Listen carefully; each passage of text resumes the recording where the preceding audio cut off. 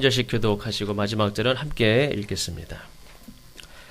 유대에 있는 사도들과 형제들이 이방인들도 하나님의 말씀을 받았다 함을 들었더니 베드로가 예루살렘에 올라갔을 때에 갈레자들이 비난하여 이르되 내가 무할레자의 집에 들어가 함께 먹었다 하니 베드로가 그들에게 이를 차례로 설명하여 이르되 내가 요바시에서 기도할 때에 황홀한 중에 환상을 보니 큰 보자기 같은 그릇이 내 귀에 매어 하늘로부터 내리어 내 앞에까지 드리워지거늘 이것을 주목하여 보니 땅에 네발같이 것과 들짐승과 기른 것과 공중에 나는 것들이 보이더라.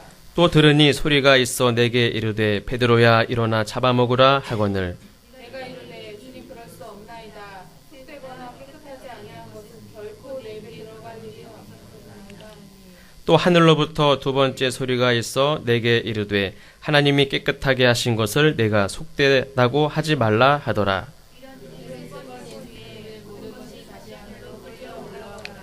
마침 세 사람이 내가 유숙한 집 앞에 서 있으니 가이사랴에서 내게로 보낸 사람이라.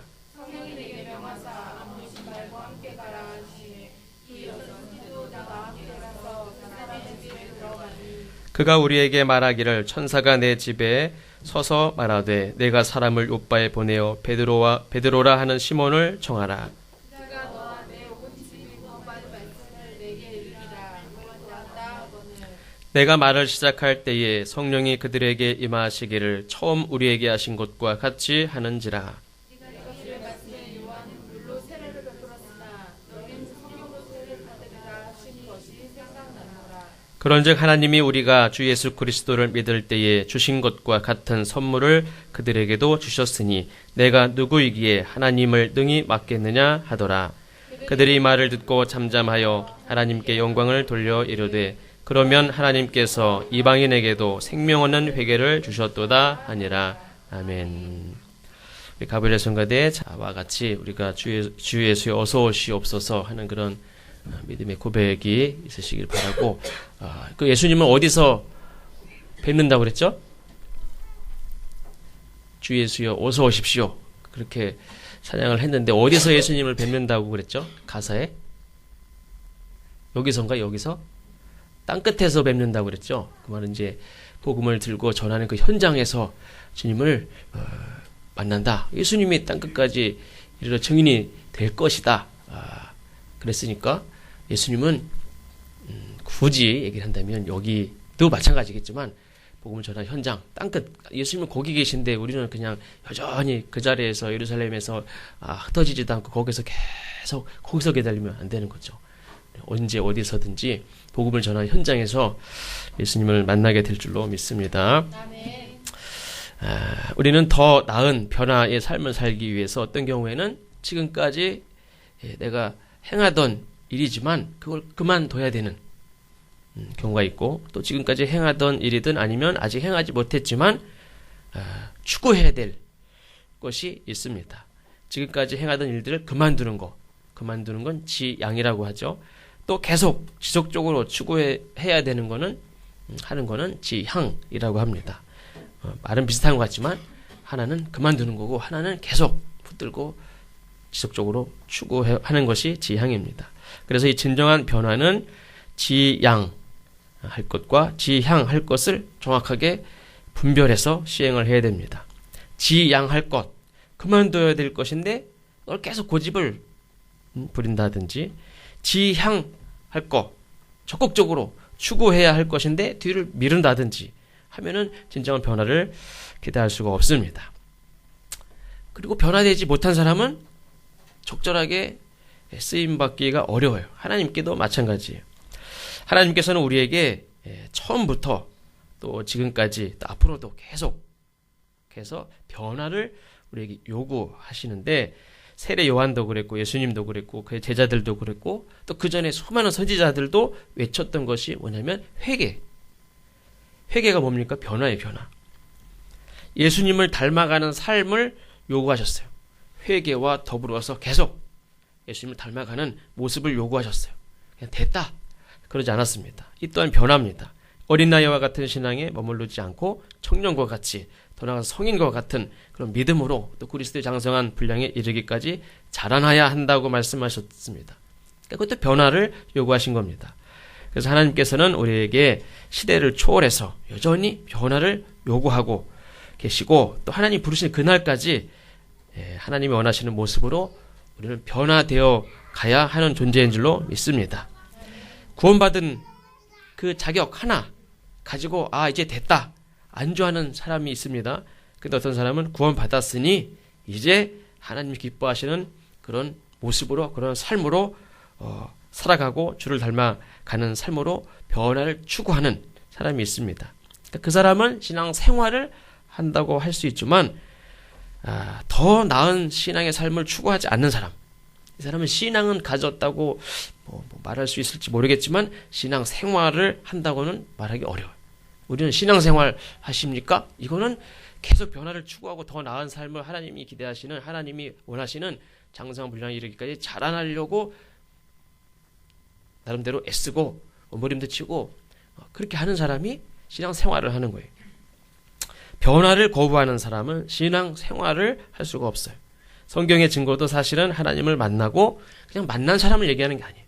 만나고 변화된 그리고 계속 변화되어져 가는 사람들에 대해서 증거를 하는 거지 그냥 만난 것 자체를 얘기하는 게 아니에요.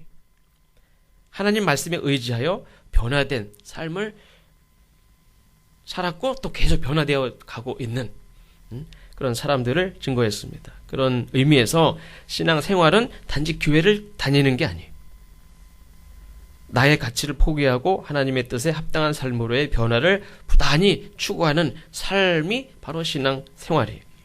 지난 주일에 말씀을 드렸듯이 하나님께서는 이미 모든 그리스도인들에게 인정받는 그리고 이미 훌륭한 사역을 잘 감당하고 있는 그 베드로, 그 베드로에게도 이방인들에 대한 입장, 변화를 강력하게 요구를 했어요. 평생 지금까지 지켜온 가치. 근데 그거를 버려야 될 때 베드로는 어떻게 버렸습니까? 하나님 말씀에 의지하여 자기의 가치를 버렸어요. 근데 그 가치가 하나님의 뜻에 합당하다고 믿었던 가치였어요. 근데 그걸 버렸어요. 왜 그러냐면 그가 간직하고 지켜온 그 가치가 생명이 있고 사람을 살리고 의미 있는 게 아니라 오히려 하나님의 뜻에 합당하지 않은 편견이었던 거예요. 그렇다면 우리가 하나님의 뜻에 어떻게 합당하게 변화될 수 있느냐? 그것은 본질적인 것과 본질적이지 아닌 것들을 잘 구별해야 돼요. 예를 들어서 지금은 그런 게 없겠지만 예전에는 이렇게 그냥 마루에서 예배를 드렸죠. 이런 의자가 없었을 때 저도 어렸을 때는 의자가 없고 그냥 마루에 그리고 방석. 근데 방석도 없던 그 시절에는 방석을 어떤 분이 이제 방석을 깔자 방석을. 근데 어떤 분들은 하나님 앞에 예배 드리는데 무슨 편안하게 방석까지 다 깔고 예배를 드리냐? 안 된다. 그렇게 반대하시는 분이 있었어요. 그래가지고 그것 때문에 이렇게 막 실갱이가 있다가 방석 하나 깔고 예배 드리는데 좀 시간이 걸렸어요. 나중에 결국에 방석을 다 자부동이라고 그러죠. 다 방석을 푹신푹신한 그리고 이렇게 엉덩이가 크신 분들도 충분히 앉을 있을 만한 넉넉한 그런 거를 다 깔고 앉았어요. 옛날 무거운 솜잎을 덮듯이 방석도 그냥 그런 방석을 아니면 뭐 스펀지 방석도 있었죠.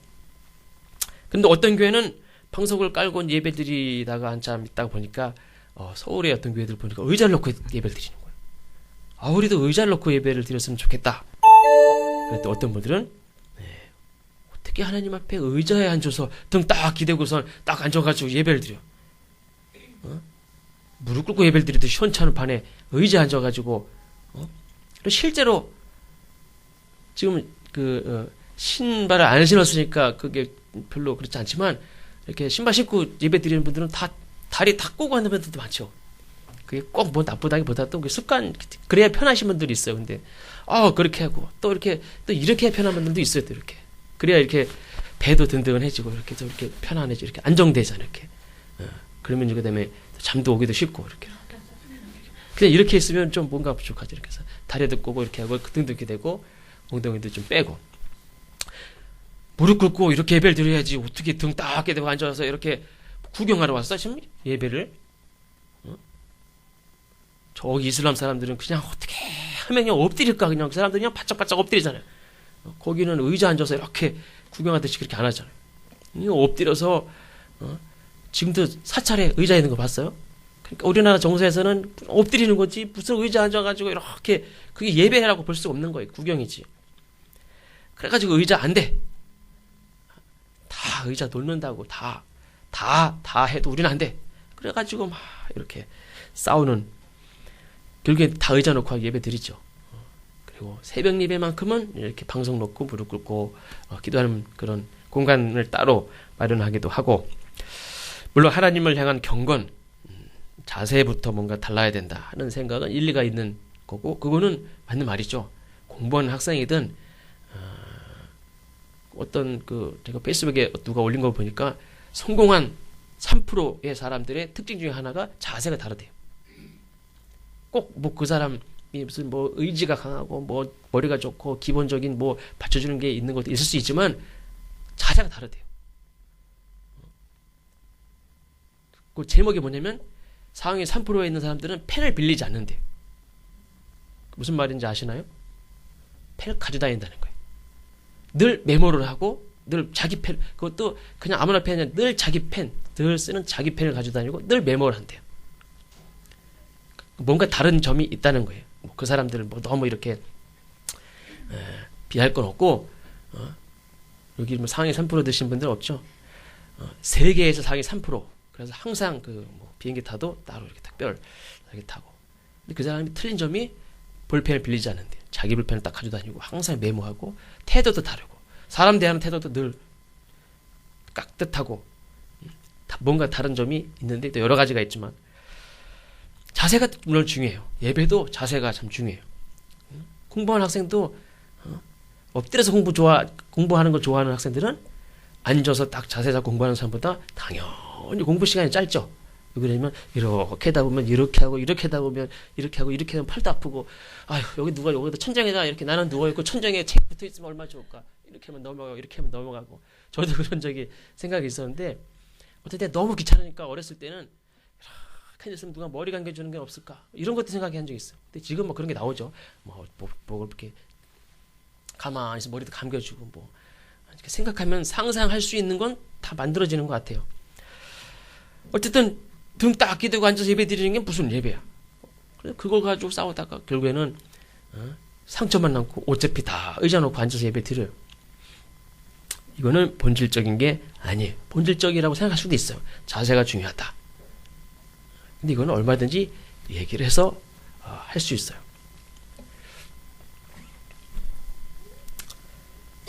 우리는 사회가 경쟁 사회라 딱 너 이거 할래? 이거 할래?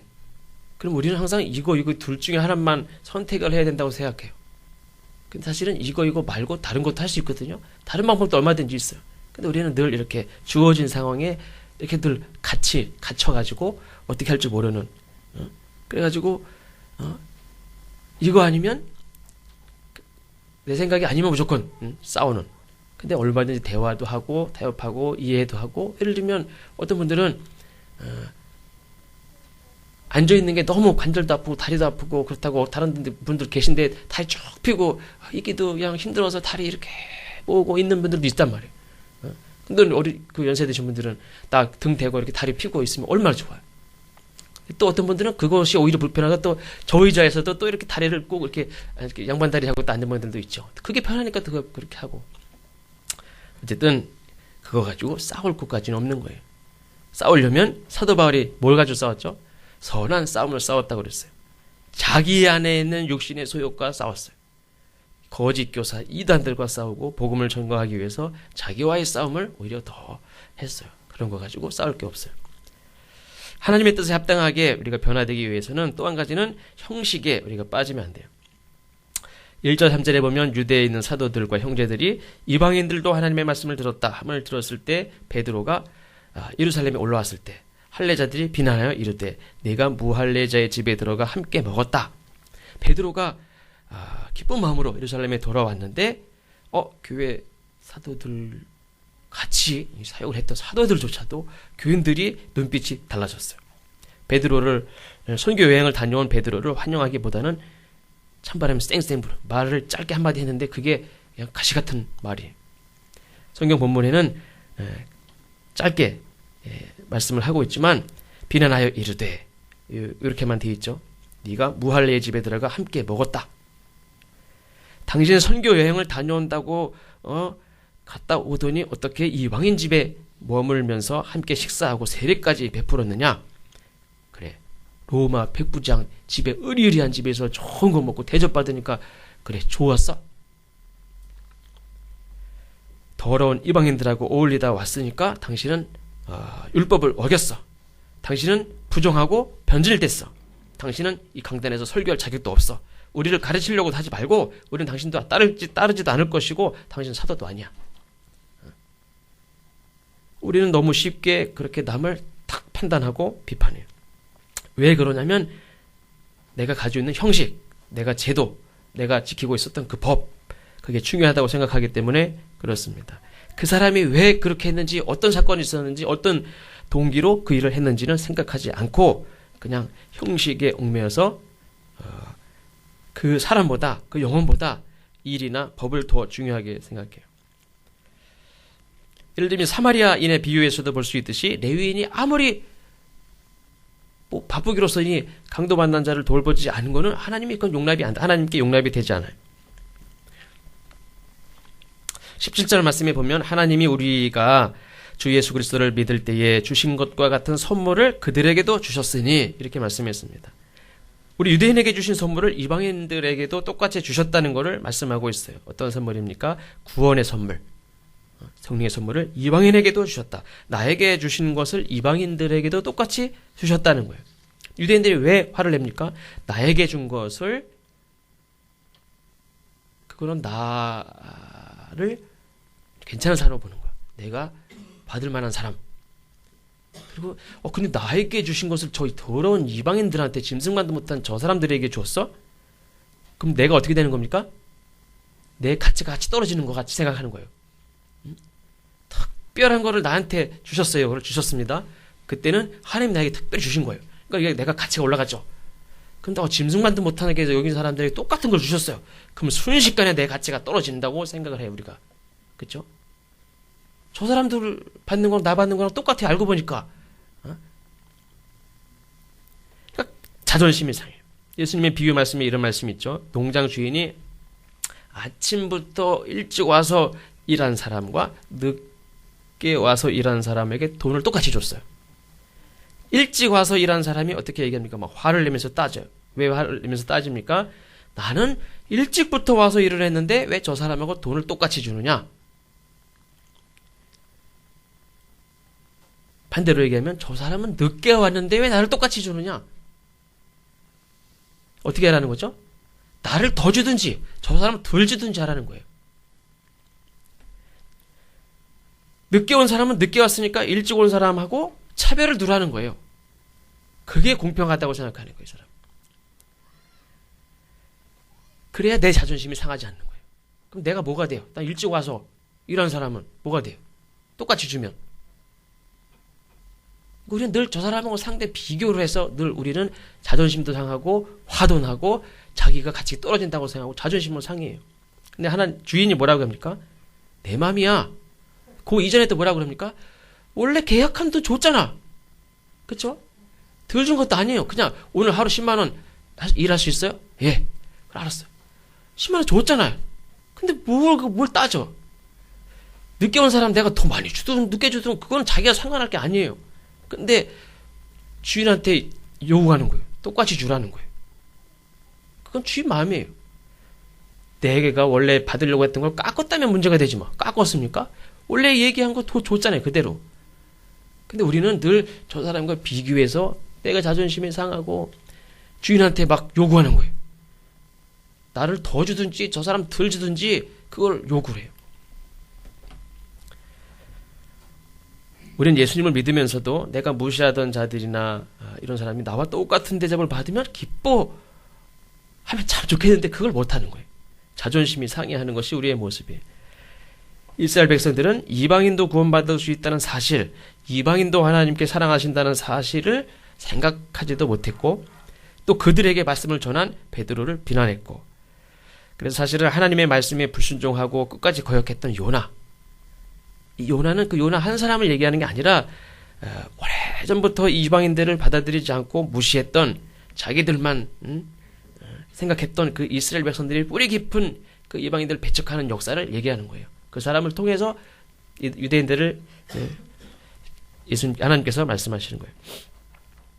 하나님의 뜻에 합당하게 또 내가 변화되기 위해서는 내 생각은 하나님의 생각에 전혀 미치지 못한다 하는 것을 분명히 알아야 돼요. 우리는 이 정도면, 제가 오늘 이 설교 준비한 이 정도면 하나님의 생각에 충분히 미치겠죠. 사실은 근데 전혀 미치지 못해요, 사실은요. 하나님이 생각하시는 거에 1%도 제가 설명을 잘 못한 것도 있어요. 근데 우리는 이 정도면 된 것 같아요. 그렇죠? 이걸 가지고 왜 은혜를 못 받아요, 교인들이. 도대체 이해를 못 하겠네. 변화도 안 돼, 그냥. 하나 이 정도면 된 거 아니에요? 이 답답한 사람들, 이렇게 생각을 한단 말이에요. 근데 내 생각은 사실은 아무리 짜고 기가 막힌 말들을 만들어서 얘기를 해도 하나님의 생각에 전혀 미치지 못할 수가 있어요. 이사야서 55장 8절 9절 말씀에 우리가 잘 아는 말씀이지만, 여호와의 말씀에 내 생각은 너희 생각과 다르며 내 길은 너희 길과 달라서, 어느 정도 다릅니까? 하늘이 땅보다 높은 것 같이 내 길은 너희 길보다 높고 내 생각은 너희 생각보다 높다 그랬어요. 하늘과 땅만큼 다르대요. 근데 우리는 그냥 이 정도면 그냥 하나님의 생각에 충분한 것 같아요. 보통 사람들은 자기가 경험한 것이 다 옳다고 생각해요. 자기 생각에 일리가 있다고 생각하고 그걸 주장하고 그것을 안 받아들이면 정죄하고, 가장 성경적이라고 생각을 해요. 성경을 찾아본 적도 없으면서 확신해요, 또 그걸. 근데 하나님의 말씀을 우리가 묵상하고 살면 살수록 우리가 바꿔야 될 것들이 얼마나 많은지 몰라요. 이거 잘못된 거구나. 이게 얼마나 많은지 몰라요. 부족한지 몰라요. 유대 그리스도인들은 이방인들이 예수님을 믿고 이방인들이 성령을 받고 이방인들이 세례를 받는다는 사실을 용납할 수가 없었어요. 자기들만이 하나님의 백성이라고 주장하고 자만심이 가득하고, 그리고 자기들 외에는 다 정죄를 해왔어요. 하나님이 기대하는 것과 이스라엘 백성들이 생각하는 것이 너무나 다른 것을 우리가 볼 수 있어요. 그래서 우리가 변화되기 위해서는 내 생각은 하나님의 생각에 전혀 미치지 못한다. 우리가 하나님 부르신 그날까지 말씀을 묵상하고 또 행하고 또 깨닫고 또 행하고 그렇게 살아.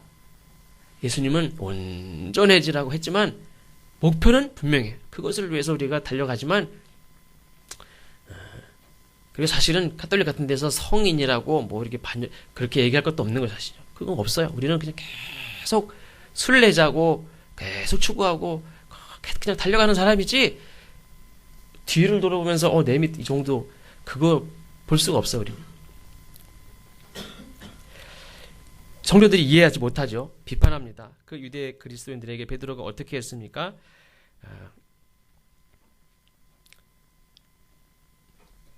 4절에 보니까 베드로가 그들에게 이 일을 차례로 설명하여 이르되, 그러면서 있었던 일들을 차곡차곡 설명하는 모습을 볼 수 있습니다. 베드로의 성격이 어떻습니까? 원래 성격이 급한 사람이에요. 불같은 사람이고, 예수님 하고 있을 때부터도 벌써 성격이 급한 사람이에요. 벌써 이렇게 얘기를 하고 있으면 벌써 앞에 나가서 예수님 뒤로 서십시오. 벌써 결단을 먼저 해요, 이 사람은. 예수님 얘기하고 있으면 저는 죽겠습니다. 죽기까지 하지 않겠습니다. 결단을 벌써 밝혀요, 막. 예수님은 고난당할 걸 말씀하시는데 벌써 결론을 딱 내려요. 그러시면 안 됩니다. 절대 그런 일이 일어나지 않을 것입니다. 그런 성격이 급한 베드로죠. 말고라는 종이 예수님을 잡으러 딱 왔을 때에 그냥 칼을 빼가지고 그냥 벌써 내리쳤어요. 귀를 잘라버렸어요. 그러니까 예수님이 귀를 붙여주시고 칼을 집어넣으라고 그랬죠. 칼로 망한다고. 칼 가지고 어떻게 해보려고 그러면 칼로 망한다는 거예요. 그러면서 베드로를 이렇게, 예수님 막 수습해서 수습. 베드로 같은 제자가 있어서 예수님이 그냥 수습하는 게 많았어요. 성도들이 하나님의 명령에 따라서 순종하고 세례를 베풀고 돌아온 베드로를 잘 알지도 못하면서 무조건 비난하고 삿대질하고 책망합니다. 옛날 같은 성격이었으면 지난번에 그 앞에도 나왔지만 베드로 앞에서 거짓말만 아나니아 삽비라가 거짓말 한마디 했을 때에 그냥 그 자리에서 죽어 나갔죠. 베드로가 이렇게 설명하고 그러면 안 됩니다. 권면하고 또 권면하고 아니면 두 사람이 아니면 교회 이름으로 이렇게 할 수도 있죠. 분명히. 근데 그 자리에서 죽어 나갔어요. 막. 그래서 교회 모든 사람들이 두려워하기 시작하고 그랬던 베드로인데 근데 베드로가 어떻게 합니까? 차근차근 설명을 합니다. 그 성격 급한 사람이 차근차근 설명을 해요. 이것들이 지금 알지도 못하면서 모르면 물어보긴 하지. 어떻게 된 겁니까? 이렇게 종종에 물어보면 내가 설명이라도 해주지. 이것들이 오자마자 비판을 해요. 그만 성질 나가지고 책망을 할 수도 있지 않습니까? 그런데 베드로가 차근차근 설명을 합니다. 우리가 상대방이 답답하더라도 상대방이 잘 알지 못하면서 막 흥분해서 덤비더라도 우리는 베드로같이 잘해 설명할 수 있는 그런 침착한 마음과 또 지혜가 필요한 줄로 믿습니다. 특히 전도할 때도 그런 게 필요해요. 상대방이 전도하려고 하는 거 본인이 알죠? 만나자마자 당신들 예수 믿는 사람들 그러면서 막 얘기해도 다 들어줘야 돼요. 일단요. 그리고 내가 말해봐 한번 할 말 있으면 말해봐. 제가 말씀드려도 될까요? 그래서 그때 이렇게 차근차근 얘기를 하면 또 막 그러면 다 들어요. 그냥 다 얘기하면 그런 분들하고 오히려 얘기하기가 더 쉬워요. 말해도 안 됐어 듣지도 않는 사람보다 훨씬 낫죠. 막 얘기하고 덤비는데 차근차근 얘기하면 얼마든지 얘기할 수 있어요. 그러니까 감정적으로 막 대응하지 말고 잘 들어주고 기회가 되면 차근차근 설명할 수 있는 침착함과 또 온유한 태도가 필요해요. 잠언 15장 1절에도 유순한 대답은 분노를 쉬게 하여도 과격한 말은 노를 격동하느니라. 이거는 뭐 내용이 중요한 게 아니라 태도에 따라서도 대화를 잘하고 사람을 이끌 수도 있어요. 내용은 중요한데 말하는 태도가 잘못돼가지고 그냥 말 꺼내지 보지도 못하고 관계가 확 틀어지는 경우도 있어요. 베드로가 차근차근 설명합니다. 어떻게 그럴 수 있느냐? 베드로도 예수님이 베드로도 차근차근 설명해서 베드로를 설득시킨 거예요. 하나님이 너 성격 아직도 그 모양이냐? 진짜 너 진짜 내가 너 그렇게 오랫동안 데리고 다니고 가르치고 너 지금 이렇게 사도들과 이 많은 그리스도인들을 이끌고 그렇게 사역하고 하면서 너 그렇게 성질 여태까지 급하냐? 그러면서 하나님이 혼내실 수도 있지만 그 버리라고 이방인들에 대한 편견 버리라고 먹으라고 하실 때도 하나님이 3번이나 말씀하면서 베드로를 변화시켰어요. 예수님 배반하고 부인하고 돌아갔을 때도 예수님이 찾아가셔서 그때도 3번이나 인자한 그런 물음으로 물으시면서 당신의 양을 맡겼어요. 가르치는 자, 양육하는 자는